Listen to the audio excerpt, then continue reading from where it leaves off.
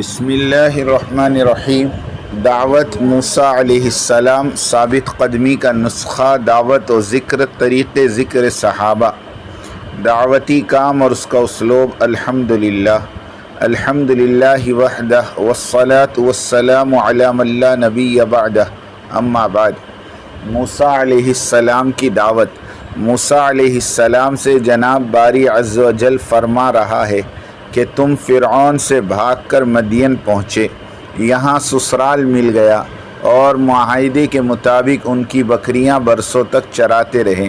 پھر اللہ تعالیٰ کے اندازے اور اس کے مقررہ وقت پر تم اس کے پاس پہنچے۔ اس رب کی کوئی چاہت ناکام نہیں رہتی، کوئی فرمان نہیں ٹوٹتا۔ اس کے وعدے کے مطابق اس کے مقررہ وقت پر تمہارا اس کے پاس پہنچنا لازمی امر تھا۔ یہ بھی مطلب ہے کہ تم اپنی قدر و عزت کو پہنچے، یعنی رسالت اور نبوت ملی، میں نے تمہیں اپنا برگزیدہ پیغمبر بنا لیا۔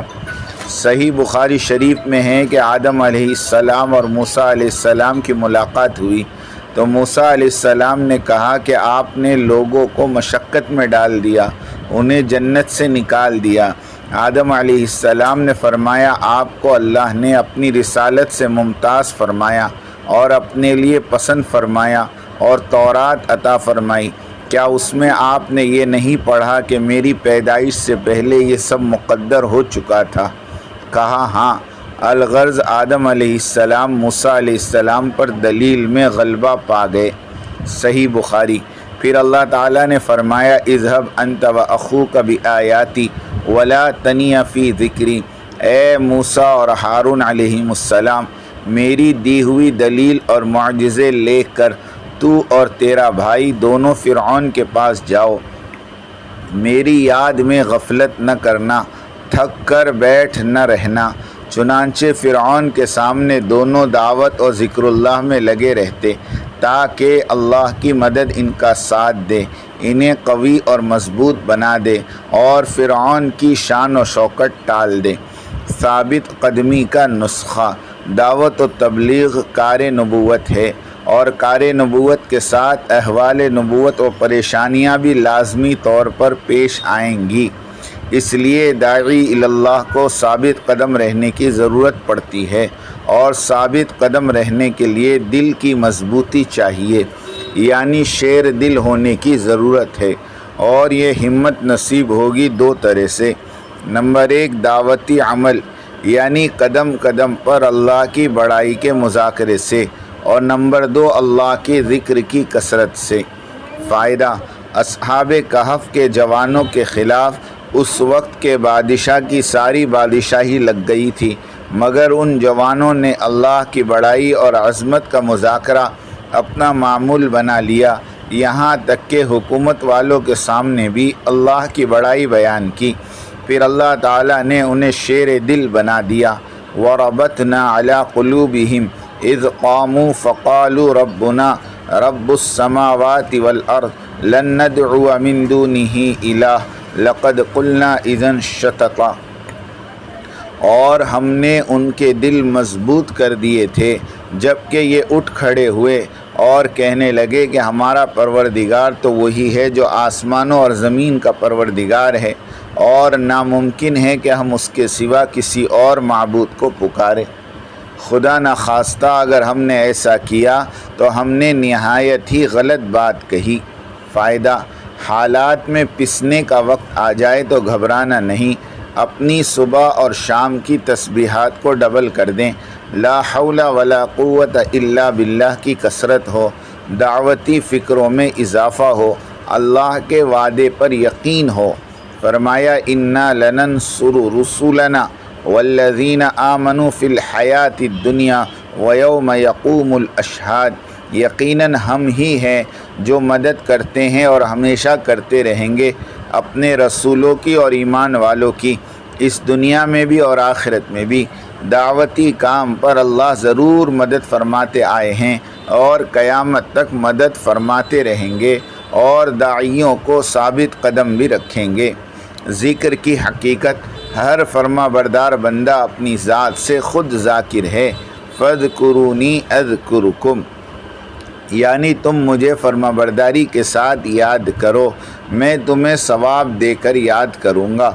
دل سے زبان سے اللہ کو یاد کرنا یہ بھی ذکر ہے، اور فرمانبرداری اور اطاعت میں لگنا یہ بھی ذکر ہے۔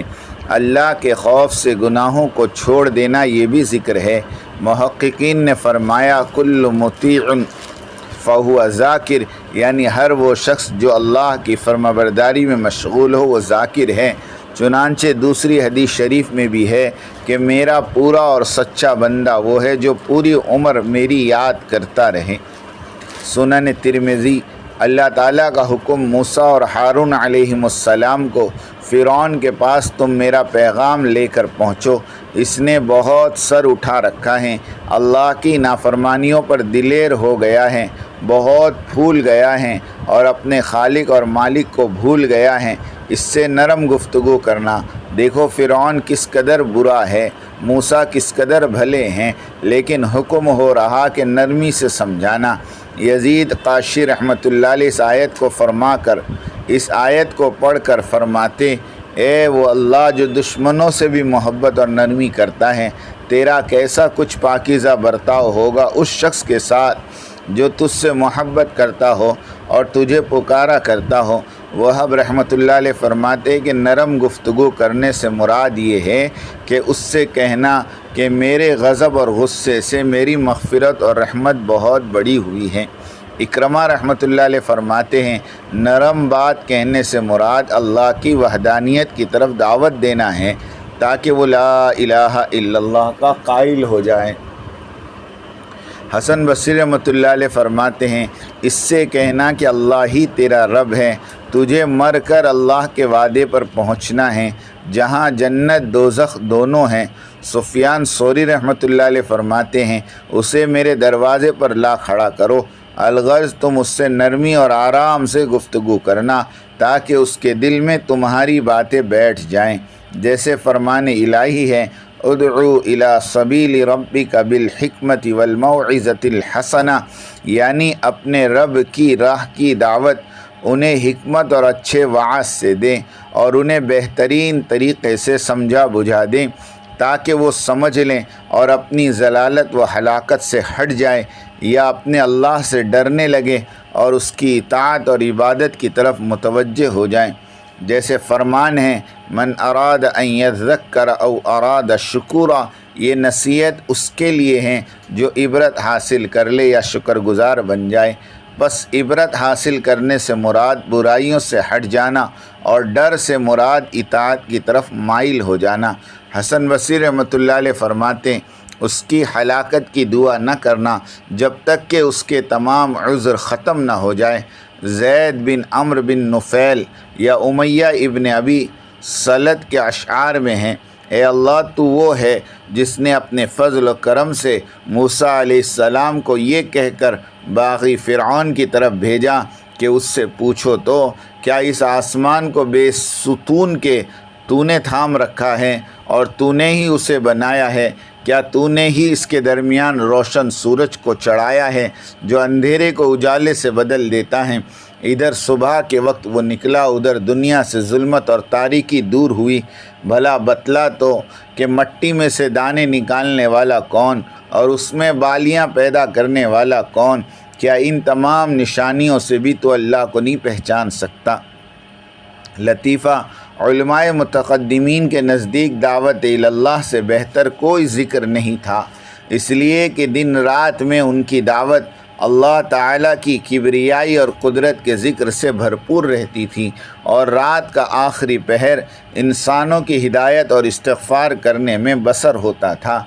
کانوا قلیلا من اللیل ما یہجعون وبالاسحار ہم یستغفرون، وہ رات میں کم سویا کرتے تھے اور رات کے آخری حصے میں توبہ، استغفار اور بخشش مانگتے تھے۔ اس سے معلوم ہوا کہ رات کا آخری حصہ اللہ تعالیٰ سے مغفرت طلب کرنے اور دعا کے لیے بہت موزوں ہیں۔ یہاں اس سے متعلق ایک حدیث پاک بھی ملاحظہ ہو۔ حضرت ابو ہریرہ رضی اللہ تعالیٰ عنہ سے روایت ہے نبی کریم صلی اللہ علیہ وسلم نے ارشاد فرمایا ہمارا رب ہر رات اس وقت دنیا کے آسمان کی طرف نزول اجلال فرماتا ہے جب رات کا تہائی حصہ باقی رہ جاتا ہے اور فرماتا ہے کوئی ایسا ہے جو مجھ سے دعا کرے تاکہ میں اس کی دعا قبول کروں، کوئی ایسا ہے جو مجھ سے سوال کرے تاکہ میں اسے عطا کروں، کوئی ایسا ہے جو مجھ سے معافی چاہے میں اسے بخش دوں۔ بخاری کتاب التہجد۔ انبیاء علیہم السلام و صحابہ رضوان اللہ علیہم اجمعین کا طریق ذکر دعوت کے ذریعے لوگوں میں اللہ تعالیٰ کی بڑائی اور بزرگی بیان کرنے کے سوا کچھ نہیں ہوتا تھا۔ ان کا ذکر اور ان کی دعائیں دعوت اللہ سے چمٹی ہوئی ہوتی تھیں۔ داعی کے شب و روز صبح میں مسجد وار جماعت کے ساتھ مشورہ، کسب معاش کی خاطر تجارت، ملازمت، مزدوری، دن کے آخری حصے میں 2.5 گھنٹے سے لے کر 8 گھنٹے مسجد کی آبادی کے لیے، شام میں عمومی خصوصی حصولی ملاقاتیں، بعد عشاء حیات الصحابہ، بستر پر جانے تک 12 بج جاتے ہیں، 3-4 گھنٹے کی نیند، پھر تہجد، دعا اور استغفار کا وقت، پھر فجر کی جماعت۔ یہی حال حضرات صحابہ رضوان اللہ علیہم اجمعین کا تھا۔ ان کا ذکر چلتے پھرتے دعوت دیتے ہوئے ہوتا تھا۔ رات سوتے ہوئے اذکار نبویہ جو سنن میں موجود پڑھ لیا کرتے تھے۔ البتہ ضروریات زندگی کے ہر عمل کو سنت طریقے پر اور ہر عمل کی دعا کے ساتھ ادا کرتے تھے۔ یہی سب چیزیں حیات الصحابہ اور کتب حدیث میں ملتی ہے۔ متصوفہ کے پاس وقت ہی وقت ہے، اس لیے ان کے یہاں عمومی دعوت و تبلیغ کا نظام ہی نہیں ہے۔ ان کا یہ نظام تصوف سن 400 ہجری کے بعد کا ہے۔ شروع کی 4 صدیوں میں جس طرح حنفیت، شافعیت، مالکیت اور حنبلیت کا وجود ہی نہیں تھا۔ ملاحظہ ہو معدن الحقائق شرح کنز الدقائق۔ جہاں تک تبلیغ رسالت کی جد و جہد اور دعوت کا مدار ہے، یہ مبارک محنت کا تعلق سیدھا انبیاء اعظام اور صحابہ کے ساتھ وابستہ ہے۔ اس لیے اس مبارک کام کو کسی ایجاد کردہ یا آزمودہ طریق کی حاجت نہیں۔ اس کام کے لیے سیرت طیبہ موجود ہے اور وہ بہت کافی ہے۔ حضرت جی ثانی مولانا محمد یوسف صاحب سے حضرت مولانا علی میاں ندوی رحمۃ اللہ علیہ نے عرض کیا، حضرت اس دعوتی کام پر ایک تفصیلی رسالہ قلم بند کر دیجئے تاکہ تبلیغی کام والوں کی رہنمائی ہو جائے گی۔ حضرت جی ثانی نے حیات الصحابہ لکھ دی۔ جب علی میاں ندوی نے دیکھا تو بڑے متحیر ہوئے، فرمایا حضرت یہ تو کمال ہو گیا۔ حضرت جی ثانی نے فرمایا مولانا علی میاں صاحب، اگر میں اپنی طرف سے رسالہ لکھتا تو علماء کرام کی طرف سے سوالات کسے جاتے، اس لیے میں نے اس مبارک کام کو اور کام کرنے والوں کو حیات الصحابہ کی گود میں ڈال دیا ہے۔ جب تک یہ لوگ حیات الصحابہ کو، جس میں پوری سیرت طیبہ ہے، اپنی پیش نظر رکھیں گے، دعوتی کام بھی اور کام کرنے والے بھی امن و امان میں رہیں گے۔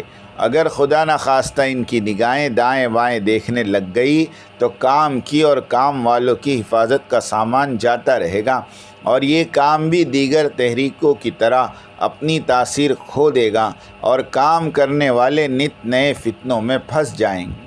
یہ ہدایت علی میاں ندوی علیہ الرحمہ سن 1989 میں ان کے ادارے آکسفورڈ UK کی اوپننگ کے وقت مرکز لندن میں فرمایا تھا۔ لطیفہ، چھوٹی سی کتاب منتخب احادیث بھی حضرت جی ثانی کی طرف سے لکھی گئی تھی اور حیات الصحابہ بھی، لیکن حیات الصحابہ فتنوں سے پاک رہی۔ عرب و عجم نے اسے سر آنکھوں پہ رکھا، اس لیے کہ حیات الصحابہ منتسب تھی حضرات صحابہ کی طرف اور منتسب تھی غیر صحابہ کی طرف، فتنوں سے غیر محفوظ نہ رہی۔ بڑے فرماتے ہیں جو گھلتا ہے اسی پر کھلتا ہے۔ حضرت شیخ نور اللہ مرقدہ علوم حدیث کے امام، متصوفہ کے سید الطائفہ، سینکڑوں کتابیں لکھ دی، لیکن رسالہ فضائل تبلیغ لکھی صرف 38 صفحات پر اور فضائل ذکر لکھی 250 صفحات پر، اس لیے کہ شیخ اپنی خانقاہی لائن کے بادشاہ تھے، اور حضرت جی ثانی مولانا یوسف صاحب رحمۃ اللہ علیہ نے 3 ضخیم جلدیں لکھ دی حیات الصحابہ کے نام سے، اس لیے کہ حضرت جی ثانی کا اوڑھنا بچھونا دعوت و تبلیغ تھا۔ اس ناکارہ سے تو دوران سفر دعوتی کارگزاری کا ایک خط بھی نہیں لکھا جاتا تھا۔ امیر محترم نعیم اللہ خان صاحب اور حافظ پٹیل صاحب کی ہمیشہ شکایت رہتی تھی، لیکن کہاں سے ہمت آئی اور کہاں سے علم عطا ہوتا رہا۔ 1000 کے قریب لمبی لمبی قسطیں لکھی جا چکی ہیں۔ سب کچھ اللہ کرتے ہیں اور کرواتے ہیں۔ وما توفیقی الا باللہ۔ اللہ ہمیں اس مبارک کام کی قدردانی کی توفیق عطا فرمائے اور انسانیت کی عمومی ہدایت